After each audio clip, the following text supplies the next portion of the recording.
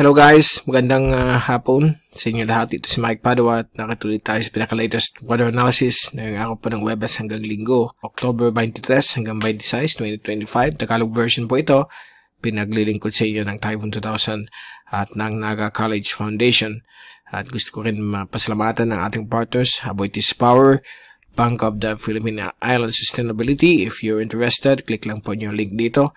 If kayo nanonood sa Facebook, meron pong link dito sa description sa baba ng ating video. At ang lokal na gobyerno ng Naga City headed by our Honorable Mayor Lene Cobredo and our Honorable Vice Mayor Gabby Bordado. Bago tayo mag-umpisa, meron pa rin tayong konti na lang na pakiramdam. Okay, after nung nagkaroon tayo ng flu na influenza-like virus. Until now, meron pa tayong na abo at sipon, but nag-improve na po. Pero iba pa rin pagkaramdam natin. Talagang ito yata yung sinasabi nilang parang similar sa COVID. But so far so good. Improving na tayo day by day. At pasensyahan na ninyo kung hindi tayo nakapagpatuloy ng ating mga videos. But mabait naman si Camille. Nung dumaan po sa may Central Luzon, medyo mahirap lang talaga i-forecast ang mga ganyan na mga disorganized at mahina pang mga system. Lahat ng mga computer models, lahat ng weather agencies ay nahihirapan kung saan talaga siya dadaan.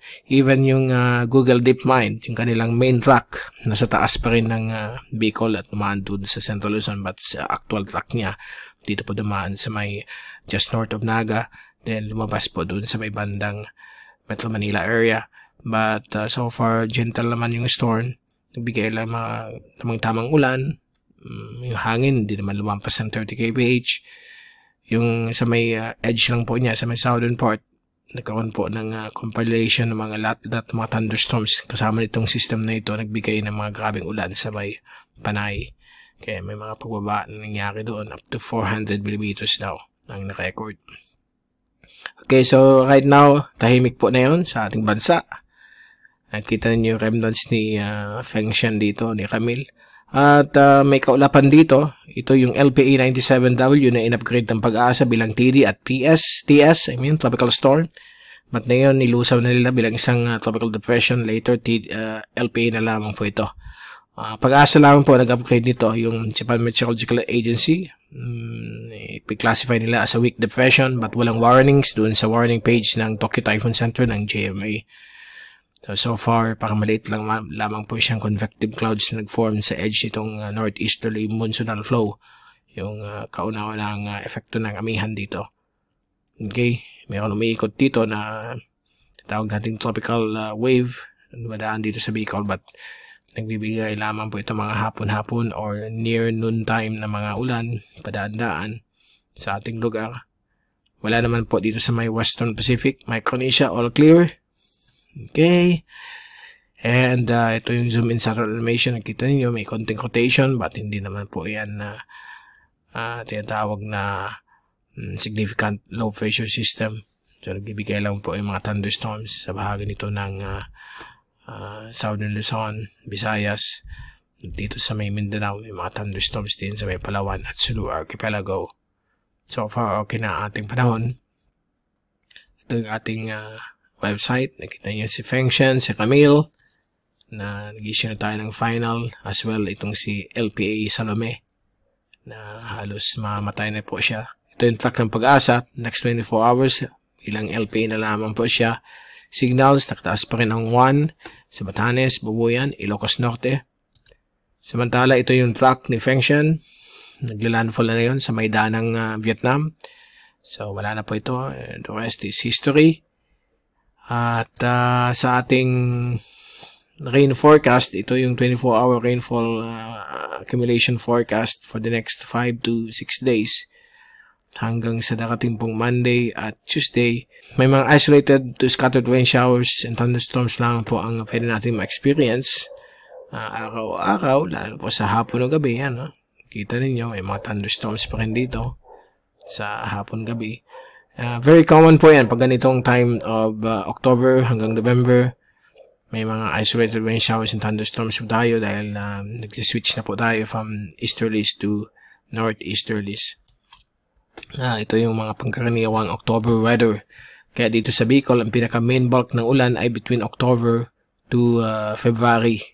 Lalo na po sa panahon ng amihan. Okay, may mga ulan din whole year round, but ang dry conditions lang sa Bicol, usually mga March, April, May. Okay. At pagdating naman sa ating wind forecast, ayan na po, ay mga unang bugso ng amihan sa may southern coastal areas ng China at Taiwan. And for the next 5 days, nandyan pa rin siya. Dito sa Pilipinas, more on easterlies ang ating panahon.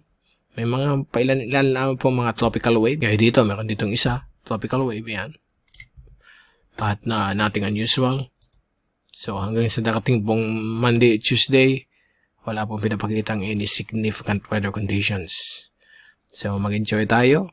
Okay? Sa ating panahon, huwag niyong kalimutan magdala ng payong at kapote dahil sa hapon ng gabi nandiyan pa rin mga isolated rain showers and thunderstorms since papunta tayo sa slight La Nina, which is right now nasa neutral pa rin tayo.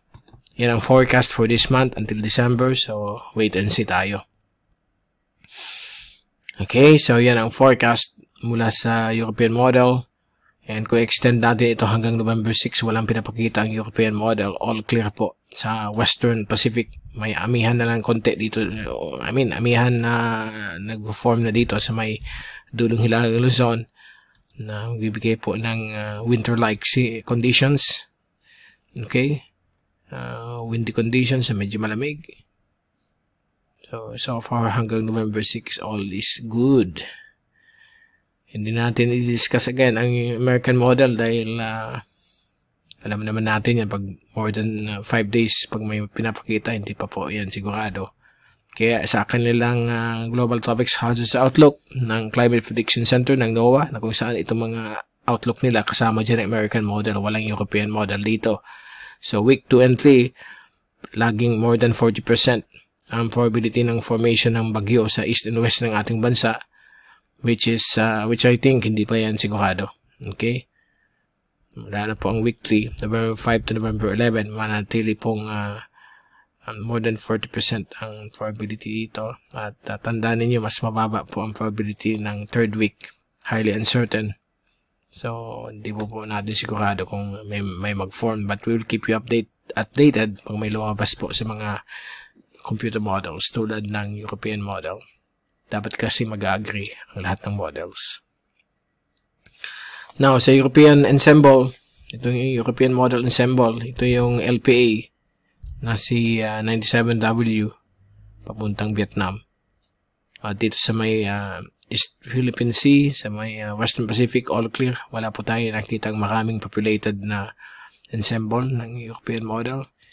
Pati yung Google DeepMind, yung kulay blue, yung orange, European model po yan. Walang pinapakita. Yan, no? Extend natin ito hanggang next 5 to 14 days. Although on the 10th day, may mga pinapakitang mga dots ang Google DeepMind. Watak-watak pa po siya. So, hindi pa po siya concentrated na magka-create ng possible track. But so far, all is clear hanggang November 7. Okay? So, no need to worry. We will keep you updated kung may mga panibago sa mga forecast. But so far, all clear tayo.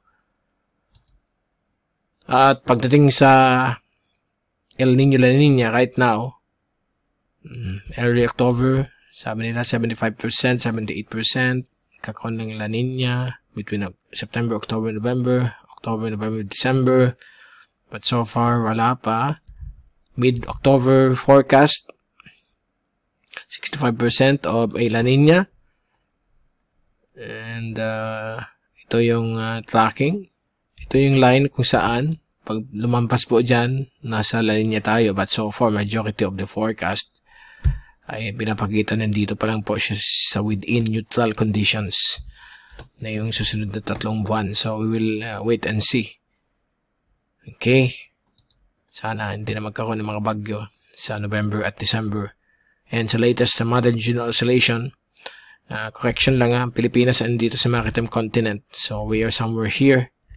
So, right now, initial forecast ng Modern Julian Oscillation wet phase, nasa may Indian Ocean pa po siya. But for the next 1 to 2 weeks, ito po ay lalapit sa may area ng Philippines, West Philippine Sea, but pahina po siya.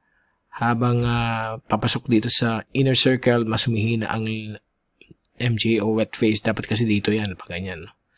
But mostly, nandito ang average ng forecast within the circle. So, mahina po ang Modern Julian Oscillation. So, it will remain that way hanggang sa middle to third week of November. Posible dito sa may Western Pacific. But so far, malinis po ang pinapakita ng Modern Julian Oscillation. Wala tayong dapat ikabahala. Okay. And sa ating wave heights forecast so far, right now, malakas ang alon dito sa may northern part ng West Philippine Sea, malapit sa coastal waters ng China at Taiwan. Umabot ng up to 4.5 meters ang wave heights, dangerous to all types of sea vessels. At dito rin po sa may West Philippine Sea, umabot po hanggang 2.5 meters or 3 meters ang laki ng alon. Forward natin ito hanggang Monday on Tuesday, medyo babawas ang mga alon dito sa may West at East Philippine Sea. Except po kapag nasa west kayo ng Batanes, maabot pa rin ng 3 meters, 3.5 meters. Sa may East Philippine Sea, manatili pong nasa 1 to 1.5 meters ang alon, light to moderate. Ganun din sa West Philippine Sea. Dito sa may central waters ng ating bansa ay napakaganda po mag-fishing at sea travel.